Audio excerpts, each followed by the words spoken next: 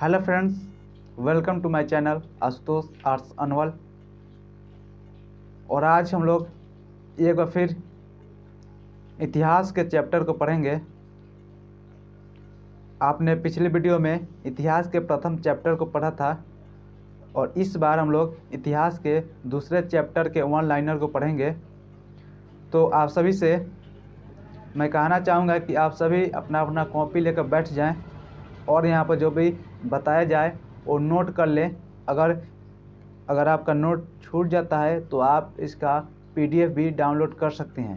PDF download करने के लिए आपको हमारे टेलीग्राम चैनल को ज्वाइन करना होगा, जिसका लिंक इस वीडियो के डिस्क्रिप्शन में दिया गया है। लिंक के माध्यम से आप हमारे टेलीग्राम चैनल पर पहुँच सकते हैं और वहाँ से पीडीएफ डाउनलोड कर सकते हैं।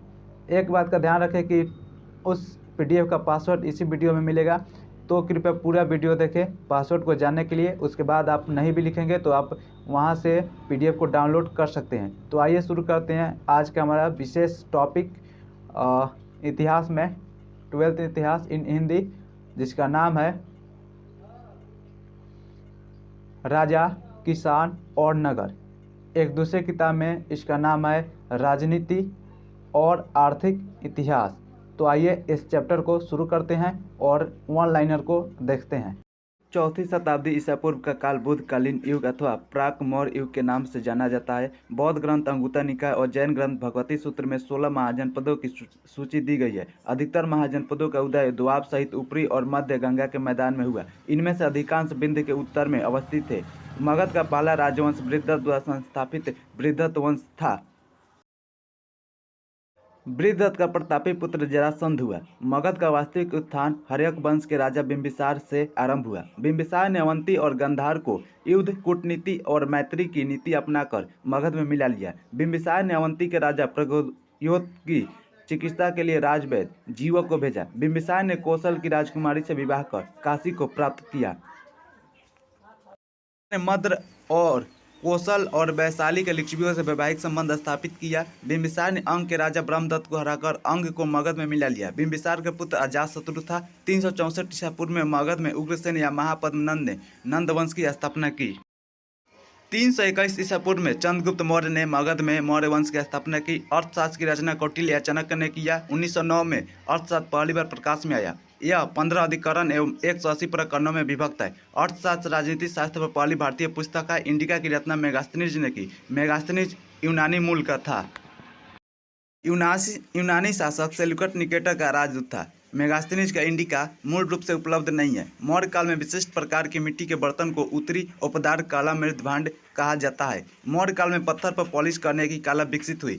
अशोक के अभिलेख को पहली बार जेम्स प्रिंसेप ने पढ़ा। James Prinsep east India company के एक पदाधिकारी थे। जेम्स प्रिंसेप ने अशोक के जिस अभिलेख को पहली बार पढ़ा वह ब्राह्मणी लिपि में था एवं प्राकृत भाषा में लिखा हुआ था तथा उस पर नाम प्रियदर्शी अर्थात देवों के प्रिय प्रियदर्शी लिखा हुआ था। 1915 में प्रियदर्शी अशोक के नाम से खुदा हुआ एक अभिलेख मिला। अशोक के अभिलेख भारत, पाकिस्तान, नेपाल एवं अफगानिस्तान में मिले हैं। अशोक के अभिलेख 47 स्थानों से प्राप्त हुए हैं, जिनकी संख्या 182 है। अशोक के अभिलेख निम्नलिखित 4 वर्गों में विभाजित है।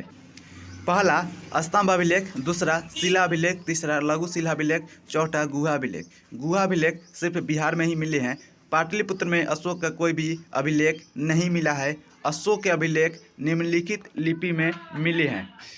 पहला है ब्राह्मणी लिपि, दूसरा खरोष्टी, तीसरा यूनानी और आर्मेनियाई लिपि। अशोक के अभिलेख प्राकृत भाषा में लिखे गए थे। अशोक ने कलिंग युद्ध के बाद दिग्विजय की नीति त्याग कर धम्म विजय एवं भैरी घोष की जगह धम्म घोष की नीति अपनाई। उस समय शुंग ने मौर्य वंश के अंतिम शासक बृहद्रथ की हत्या कर मगध में शुंग वंश की स्थापना की, जो मगध पर शासन करने वाला प्रथम ब्राह्मण वंश था। पिलनी के अनुसार चंद्रगुप्त मौर्य की सेना में 6 लाख पदाती, 30,000 घुड़सवार, 9,000 हाथी एवं 8,000 रथ थे। मेगास्थनीज के अनुसार सैनिकों की देखभाल के लिए 30 सदस्यीय एक समिति थी, जो 6 उप समितियों में बटी थी। प्रत्येक उप समिति में 5 सदस्य होते थे। सभी 6 उप समितियों के कार्य निम्नलिखित थे, जिसमें पहली समिति का कार्य नौसेना की देखभाल करना था। दूसरी समिति सेना यातायात देखती थी। तीसरी समिति रसद एवं युद्ध सामग्री पहुंचाती थी। चौथी समिति पैदल सैनिकों की देखभाल करती थी। पांचवी समिति अश्वरोही एवं रथरोही की देखभाल करती थी। छठी समिति हाथी का प्रबंध देखती थी। कौटिल्य के अनुसार सेना चतुरंगनी थी, जिसमें पैदल, हाथी, घोड़ा एवं रथ सभी थे। शूद्रों को किसानों के रूप में बसाने के लिए सीता नामक नई बस्ती बसाई गई। इसका अध्यक्ष या प्रबंध सीता अध्यक्ष देखता था। मौर्य काल में गांव के समूह ऐसे थे। 800 गांव के समूह को स्थानीज कहा जाता था। 400 गांव के समूह को द्रोणमुख कहा जाता था। 200 गांव के समूह को खरबाटी कहा जाता था। 100 गांव के समूह को संग्रहण कहा जाता था। मौर्य काल में ग्राम सबसे छोटी इकाई थी। ग्राम का प्रधान ग्रामिक होता था। मौर्य काल में नगर प्रशासन को चलाने के लिए 5 सदस्यों की 6 समिति थी। सभी 6 समितियों के कार्य निम्नलिखित थे। पहली समिति शिल्पियों एवं कारीगरों की देखभाल एवं उचित मजदूरी का प्रबंध करती थी। दूसरी समिति विदेशियों की देखभाल, उनके आवास, चिकित्सा एवं सुरक्षा का प्रबंध करती थी। मृत्यु होने पर अंत्येष्टि का प्रबंध करती थी। उनके संपत्तियों को उत्तराधिकारियों तक पहुँचाती थी। तीसरी समिति नगर में होने वाली जन्म मृत्यु के ब्यौरा रखती थी। चौथी समिति व्यापार, वाणिज्य एवं माप तौल प्रणाली से संबंधित थी। 5वीं समिति कारीगरों द्वारा बनाए गए सामानों की देखभाल एवं बिक्री का प्रबंध करती थी। 6ठी समिति बिक्री कर वसूलती थी, जो बेचे गए सामान के मूल्य का 10वां हिस्सा होता था। नगर प्रशासन समिति के सदस्य एस्ट्रोनोमई या नगर कमिश्नर कहलाते थे। पुष्यमित्र शुंग ने विदिशा को राज्य की दूसरी राजधानी बनाई। पुष्यमित्र शुंग के काल में मनु स्मृति की रचना आरंभ हुई। पतंजलि ने पाणिनि की अष्टाध्यायी पर अपनी टीका महाभाष्य लिखी। शुंग वंश का शासनकाल 187 ईसा पूर्व से 75 ईसा पूर्व तक था। शुंग वंश के बाद कण्व वंश ने शासन किया। कण्व भी शुंगों की तरह ब्राह्मण थे। कण्व वंश का संस्थापक वसुदेव थे। यवन आक्रमणकारी डेमेट्रियस प्रथम को भारतीय ग्रंथों में दमित्र कहा गया था। इंडो ग्रीक यानी यवन आक्रमण से भारत में हेलेनिस्टिक यानी यूनानी सभ्यता का प्रसार हुआ। हेलेनिस्टिक कला के प्रभाव से भारत में गांधार कला का विकास हुआ। भारत में शक शासकों में सबसे अधिक विख्यात रुद्रदामन था। रुद्रदामन ने मौर्यकालीन सुदर्शन झील की मरम्मत कराई। रुद्रदामन प्रथम शासक था जिसने परिष्कृत संस्कृत में अपना जूनागढ़ अभिलेख लिखवाया। शक ईरान से आए थे। ईसा पूर्व पहली शताब्दी में पश्चिमोत्तर भारत में शकों का स्थान पहलवों ने ले लिया। पहलव शासकों में सबसे अधिक विख्यात गोंडोफंजी था। गोंडोफंजी के काल में ईसाई धर्म प्रचारक संत थॉमस भारत आए। अभिलेखों के अध्ययन को अभिलेखा शास्त्र कहते हैं। पत्थर, धातु या मिट्टी के बर्तन जैसी इस कठोर सतह पर खुदे अक्षर या शब्द को अभिलेख कहते हैं। एक ऐसा भूखंड जहाँ कोई जन यानी कुल लोग या जनजाति अपना पांव रखता है या बस जाता है तो उसे जनपद कहा जाता है। अधिकांश महाजनपदों पर राजा का शासन होता था, लेकिन गण और संघ के नाम से प्रसिद्ध राज्यों में कई व्यक्तियों का समूह शासन करता था। इस समूह में प्रत्येक व्यक्ति को राजा कहा जाता था। जहां सत्ता पुरुषों के एक समूह के हाथ में होती थी उसे ओलिगर्की या समूह शासन कहते थे। 6ठी से 4वीं शताब्दी में मगध सबसे शक्तिशाली जनपद बन गया। मगध के शक्तिशाली बनने के निम्नलिखित कारण थे। खेती की उपज अच्छी होती थी। दूसरा, उपकरण और हथियार बनाने के लिए लोहा की खदानें आसानी से उपलब्ध थी। सेना के एक महत्वपूर्ण अंग हाथी जंगली क्षेत्रों में उपलब्ध थे। गंगा और इसकी उपनदियों से सुलभ व सस्ता आवागमन होता था। और 5वां सबसे महत्वपूर्ण, मगध के महत्वाकांक्षी शासकों की नीतियाँ।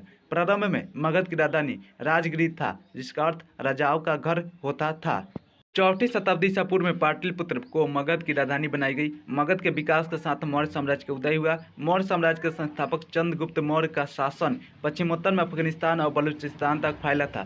चंद्रगुप्त मौर्य के पौत्र अशोक ने कलिंग पर विजय प्राप्त की। पहला सम्राट था जिसने अपने अधिकारियों और प्रजा के लिए संदेश प्राकृतिक पत्थरों और पॉलिश किए गए स्तंभों पर लिखवाए थे। मौर्य साम्राज्य के 5 प्रमुख राजनीतिक केंद्र थे। पहला पाटलिपुत्र, दूसरा तक्षशिला, तीसरा उज्जैनी, चौथा तोसली और 5वां स्वर्णगिरी।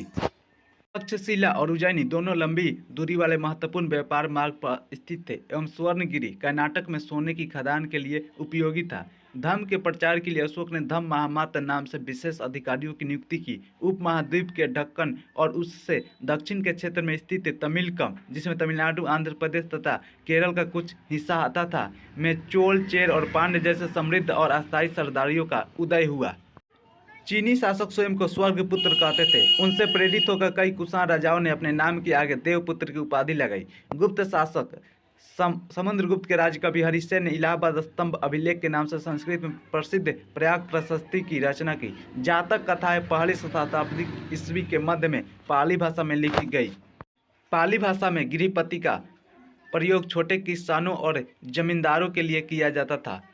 तमिल संगम साहित्य में गांव में रहने वाले विभिन्न वर्गों का उल्लेख है, जैसे वेल्लारल बड़े जमींदार, उल्वर यानी हलवाहा, अनिमई यानी दास। मनुस्मृति आरंभिक भारत का सबसे प्रसिद्ध विधि ग्रंथ है। इसे संस्कृत भाषा में 2री शताब्दी ईसा पूर्व से 2री शताब्दी ईसा के बीच लिखा गया था। प्रभावती गुप्त गुप्त शासक चंद्रगुप्त द्वितीय की पुत्री थी। उसका विवाह दक्कन के वाकाटक परिवार में हुआ। हर्षचरित संस्कृत में लिखी कन्नौज शासक हर्षवर्धन की जीवनी है। इसके लेखक बाण भट्ट हर्षवर्धन के राजकवि थे। अग्रभार उस भूमि को कहते हैं जो ब्राह्मणों को दान किया जाता था। ऐसा ही दान प्रभावती गुप्त ने आचार्य चनाल स्वामी को दिया था। दान की इस अभिलेख की रचना चक्रदास ने 13वें राज्यवर्ष में लिखा। पूरा अवशोषण से प्राप्त उत्कृष्ट श्रेणी की मिट्टी के कटोरे और थालियाँ जिन पर चमकदार कलई चढ़ी है उन्हें कृष्ण मार्जित पात्र कहा जाता था। इसका उपयोग अमीर लोग करते थे। उत्पादकों और व्यापारियों के संघ को श्रेणी कहा गया है। पेरिप्लस ऑफ एरिथ्रियन की रचना प्रथम शताब्दी के एक यूनानी समुद्री यात्री द्वारा की गई। यूनानी भाषा में पेरिप्लस का अर्थ समुद्री यात्रा होता है तथा एरिथ्रियन लाल सागर को कहा गया है। तमिल भाषा में मत्स्यवन और प्रकृति में सत्वा और सेठी के नाम से प्रसिद्ध सफल व्यापारी बड़े धनी होते थे। चांदी और तांबे के आहत सिक्के सबसे पहले ढाले गए और प्रयोग में आए। शासकों की प्रतिमा और नाम के साथ सबसे पहले सिक्के हिंद यूनानी शासकों ने जारी किए थे। उन्होंने द्वितीय शताब्दी ईसा पूर्व में उपमहाद्वीप के पूर्वोत्तर क्षेत्र पर नियंत्रण स्थापित किया। सोने के सिक्के सबसे पहले प्रथम शताब्दी में कुषाण राजाओं ने जारी किए थे। तो आपको ये वीडियो कैसा लगा? और अच्छा लगा हो तो लाइक शेयर और कमेंट जरूर कीजिए और चैनल पर पहली बार आए हैं तो सब्सक्राइब करना ना भूलें। मिलते हैं अगले वीडियो में, तब तक के लिए बाय बाय, नमस्कार, धन्यवाद।